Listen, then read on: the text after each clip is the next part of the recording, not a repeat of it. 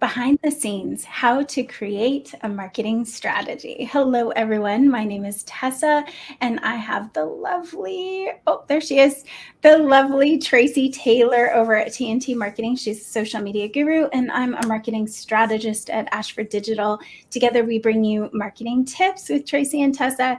And today we're talking about one of the most important things for your business, for your marketing in particular, which is having a strategy. So creating a marketing strategy, and it's not as hard as you think. I mean, obviously, if you have people who have done this over and over, like Tracy and I, it's easier. I'll be honest with you. It's a lot easier if you have someone who's seasoned at it, but we're going to go through and talk about what the back end of a marketing strategy looks like, and things that you can do in your business once you have a marketing strategy. Let's say you have it. What can you do to keep on the right track? What should you be doing with that marketing strategy, not just keeping it under a paperweight?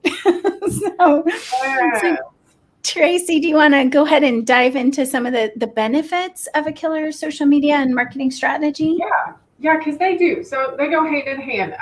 The number one is increased brand awareness. So even though we're business owners and we are doing a brand for our business, we're also creating that personal brand. And so just to give a quick example, Tessa and I's colors pretty much go together. And of course, we're TNT, so that's where you get the T squared. So we blend our companies together for this podcast. But personal branding, that's one reason that my hair traditionally stays longer. I keep the same shape with glasses because anywhere in town, if somebody mentions me, they're like, oh, yeah, that's the girl with long dark hair and glasses. Okay, so that's my brand. So if I change something, I'm going to change that along with it. But it also makes fun for me to take photos, for me to go places and do things. So think about when you're increasing your brand awareness, you're doing that for your business and for yourself. And I know people have an issue with that, but not only do you have a business brand, you also have a personal brand. So we want them to be happily married and we want them to work. Right. So benefit number one, increase brand awareness. Number two, to having marketing strategy or social media strategy that like Tracy said, they're kind of hand in hand, is that you can grow a larger audience to reach. Obviously, you want more people to see your message and also spread the word about you. So that's an obvious one. Number three, you can connect with your audience better. So when you have a real strategy, I know with our strategies that we're creating, it's a consistent amount of content that's being distributed. That's one of the biggest parts of a marketing and social media strategy. So you're actually being able to communicate with them better because you're actually putting messaging out there. So they're never going to hear about you or hear what you stand for and what your benefits are, or even what you've accomplished for other clients if you don't put it out there. Yep. And it's funny because once you do this and you grow a larger audience and you connect with your audience, and part of that, I'm going to tell you guys, it's being consistent and it's being persistent. But the consistency lies in, and I'll tell you this, like Tessa and I have posts already scheduled. They're ready to go for 12, 3, and 6 today. And so what happens is people start realizing when we're going to be posting, that we post 3 or 4 times a day on our social channels and our platforms, and they start expecting that. And then if you don't, they kind of look at you and they want to know if something's wrong. So you want to create that for them, because those things that you do, and it really goes into how and what you post, people are going to respond to that. So maybe they're going to share a special type of content. Maybe they're going to comment when you ask engaging questions. And so that is part of it. But you kind of need to train them. Yep. It's kind of like train them up. It's kind of like children. It's kind of like a husband. It's kind of like a whatever, but train them up. So train your audience, connect with them, let them look forward to seeing your posts, because then they're going to do stuff. You do not know how many times I've posted something and it's even generated a client to say, they'll message me, hey, oh my goodness, I need a strategy session with you. I have a client that did that just last week. And so we had a schedule and her day got messed up. So we messaged and I said, just move it to next week. It's fine. And so we're good, but we were able. So what I posted generated her to call me for a strategy. So you want to do that with your people.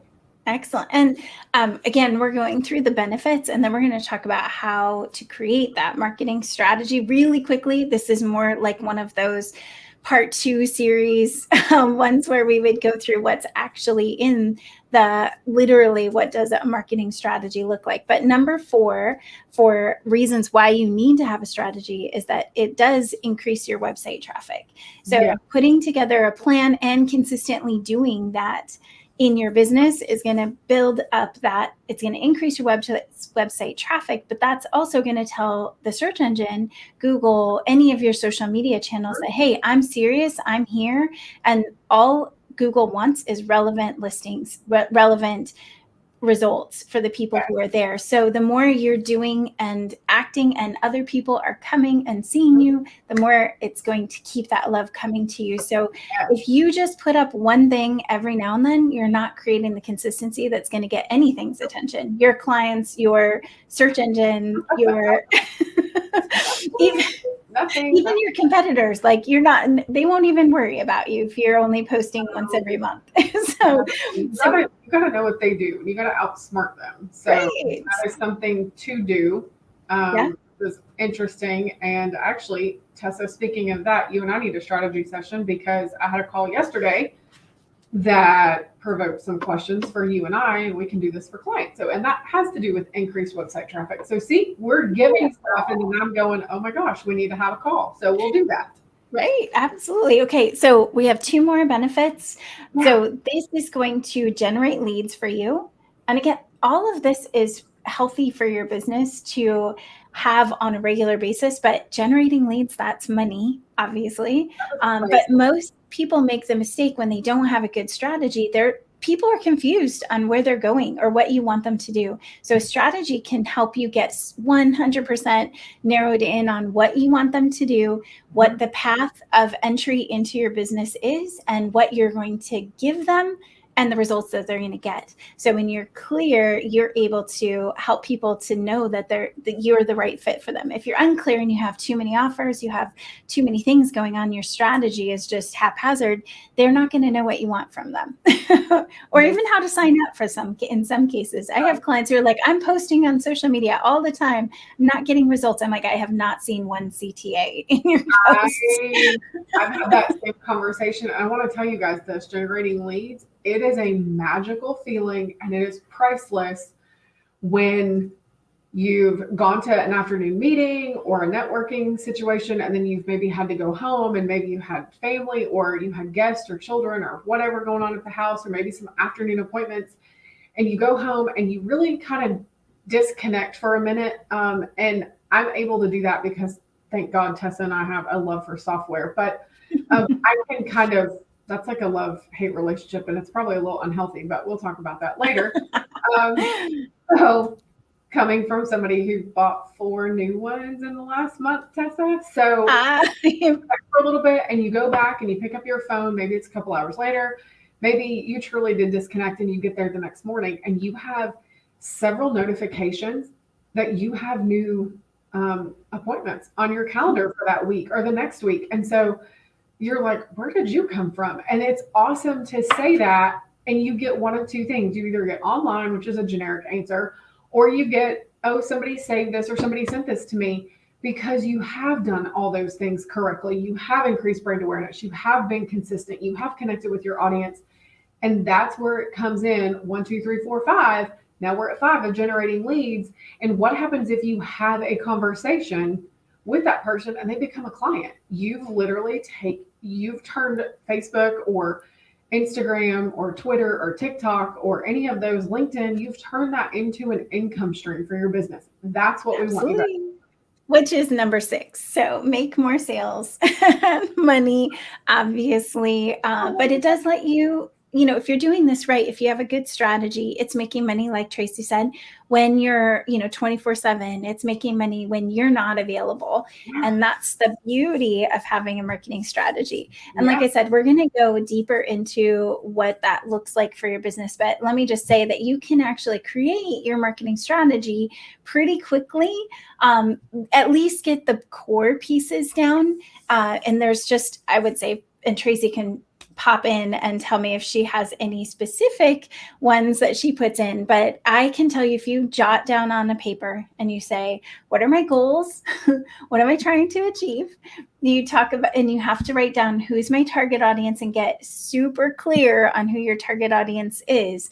It's not everybody. If your target audience is everybody, there's a problem, because you're not niching at all, and you're not going to be everything to everyone. So get super clear on who it is that you work best with.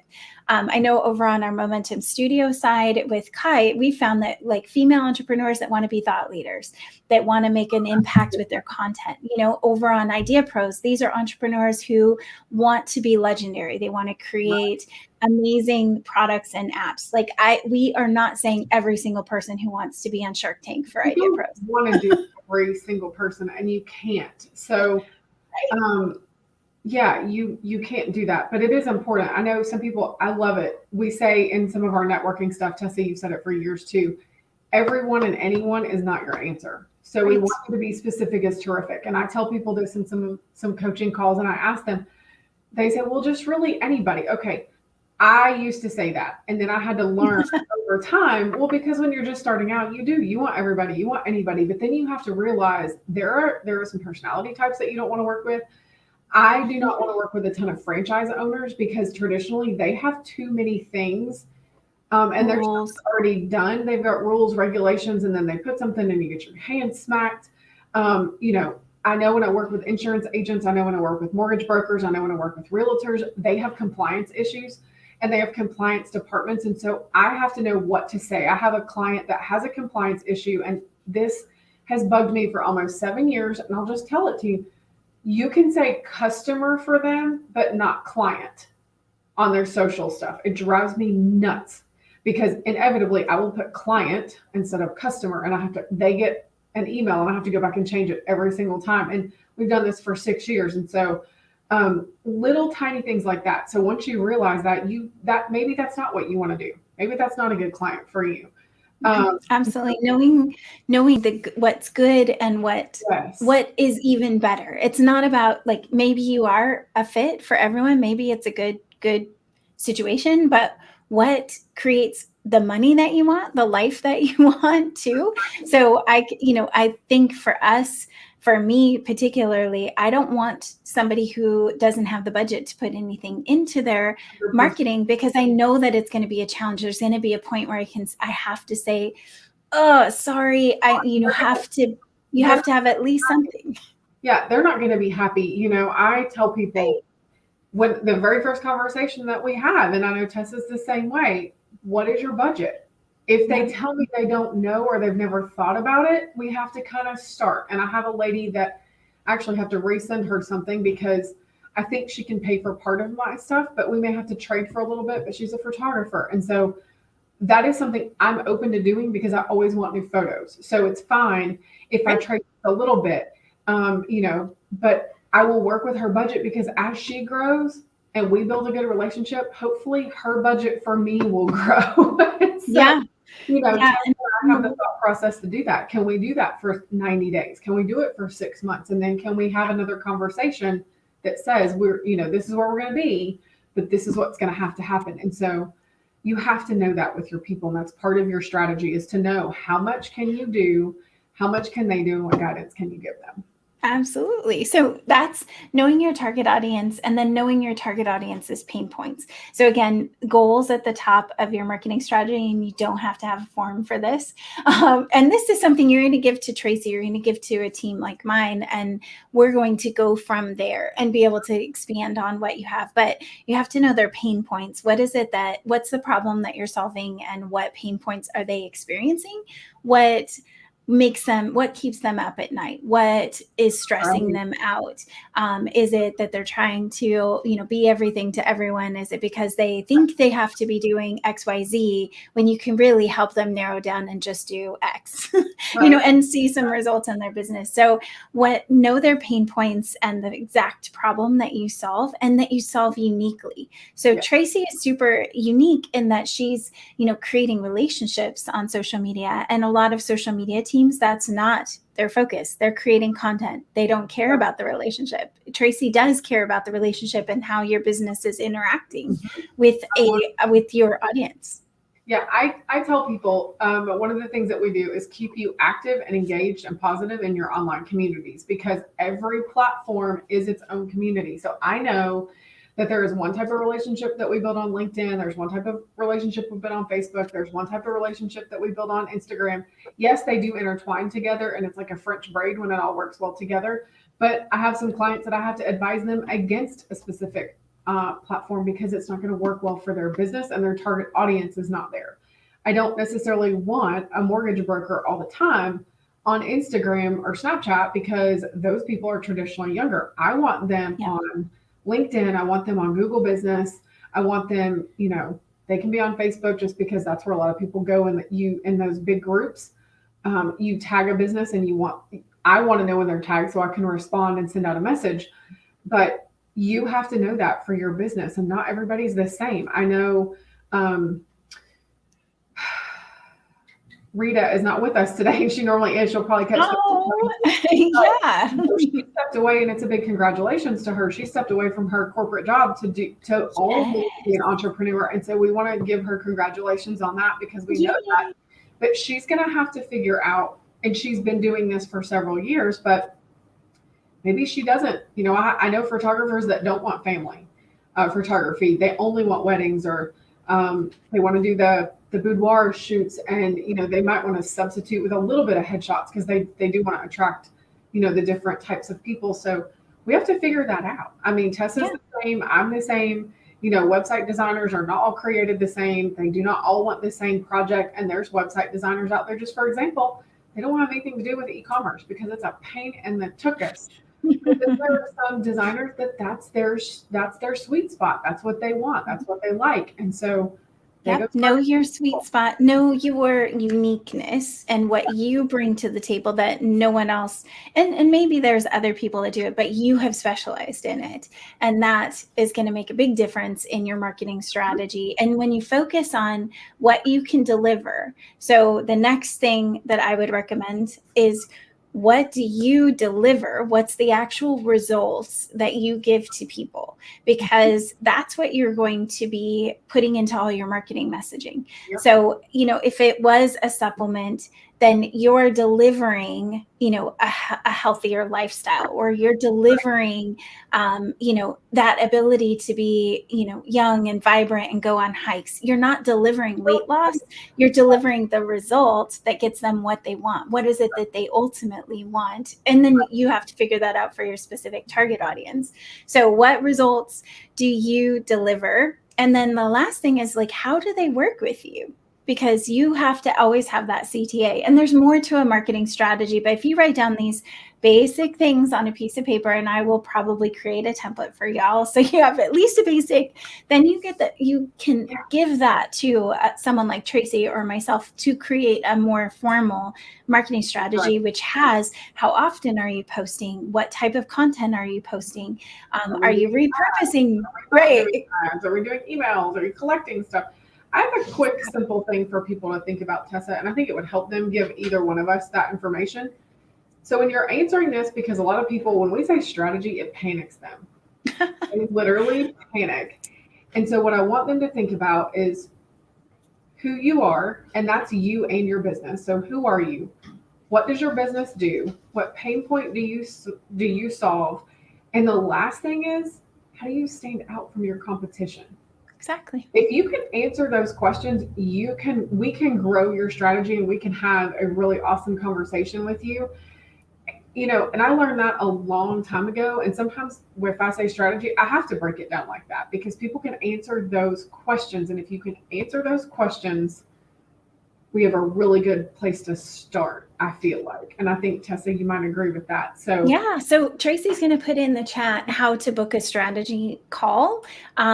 You can go to Ashford Digital and click on chat now, and I can get you booked with either Tracy or myself, because we have team members up there. But you can talk. Tracy's going to put a link in so you can book for a strategy, marketing strategy, social media strategy, but marketing, we're happy to hop. Both of us can hop on a call with you. And then once you have your strategy, I just want to say, here's the tip to making it actually do something is just give yourself like 2 focus items per week from the strategy. So if you say, I'm going to be more consistent, I need to post more, then maybe that's one of the focuses that you're going to go with. And you're going to go with making sure that you're communicating your uniqueness. So you can just pick out things from this little document, or even just the little points that Tracy mentioned, and focus on them, because implementing a strategy doesn't have to be painful. No. So I think we covered a lot of information, but we'll have more on the marketing deep dive behind the scenes on creating a marketing strategy. It's not something that just, happens. You got to kind of tweak and manipulate it to make it effective and something that you can stick with. So thank you so much, Tracy, for being on with us. I think you're going to put that link in. And then, guys, we're here. Yep, you did. Perfect. So we're here on Thursdays at 11 a.m. Eastern time. Feel free to mark your calendar so that you can come join us. We will answer questions live. We do Q&A. We can do a little kind of coach me session with you coming on live so we can highlight you. So let us know if you guys have any questions or want to come on. And we'll see you guys on next week. See you guys then. Have a good weekend. Thank y'all. Bye. Bye.